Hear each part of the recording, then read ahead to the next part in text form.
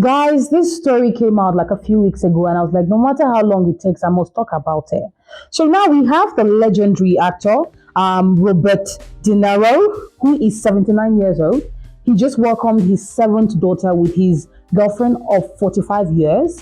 And then his close friend, Al Pacino, who is 83 years old, just welcomed a new baby as well with his girlfriend of, wait, guess how old? 29 years old. When the story came out, my first visceral reaction was disgust. Forgive me, O Lord. I know children are a gift from God, but this one is too much. I don't like the idea that we have elderly men of this age having kids. So I have multiple opinions on this topic, and this is my first opinion. I do not see how men of those ages have the physical, mental, or emotional energy to deal with a child. When we're talking about like caregiving, it has switched now because normally your parent is meant to care for you as the child. But what's going to happen in this situation is that that child will end up caring for the elderly parent. It is unfair. It is a burden that a child should not bear. And truthfully, I don't even know why I'm going all the way to the West. As an African, we see this every day. Look at our African leaders, our traditional leaders, or in fact, any African man with money or power. The older they are, the moment they have one leg in the afterlife, they start racking in, young wives and kids. And I believe inherently that this is an egoistic pursuit.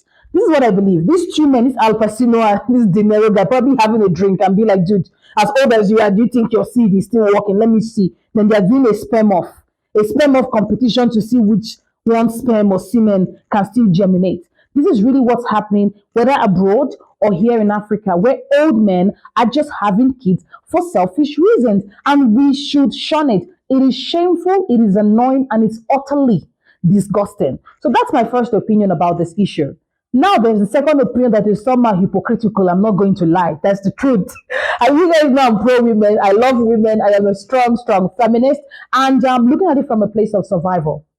I've started seeing things about how these women have cashed out. Like they made sure that before the man, before the man kicked the bucket, they made sure that they secured their own inheritance. And if I'm looking at it from a place of security, from a place of survival, to be quite honest, it does make sense because I believe that the choice to have a child and the person to have this child with, most especially, is a very strategic decision.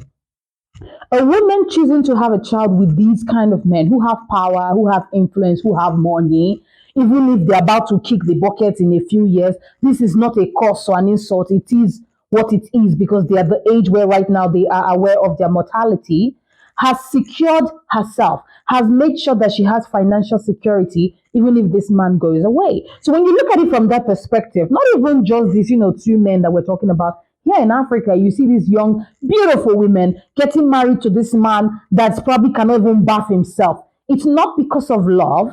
It's because they are trying to make sure that they have financial security in a world where they've told them that they need to survive to do that. Do I like the idea? Do I love the idea rather? No, I don't love it. But I like it because I like when women hustle and women use the patriarchy for their own benefit. So that's really the second opinion that I have because these women that, we're talking about 29, 45, even if they leave this man right now, they can meet another person and have their own family, but they are guaranteed that they still have money coming in from somewhere. So there's definitely that aspect. And finally, my third point is what if these people are actually in love? I know it's far fetched, but like it's not impossible that these two people are in love with each other, especially the lady who's 45 years old. They might just be sitting down, and again, like I said, he's aware of his mortality, she's aware of his mortality. They sit down and they talk about how can we make sure that we remember this union, this connection that we felt. And truthfully, having a child is how they do this. Not just with this couple, worldwide. Two people are in love. They want to make sure that their union is solidified, that they have evidence of that love. They decide to have children. Is it selfish? I mean, it is selfish. Having a child inherently is a selfish desire.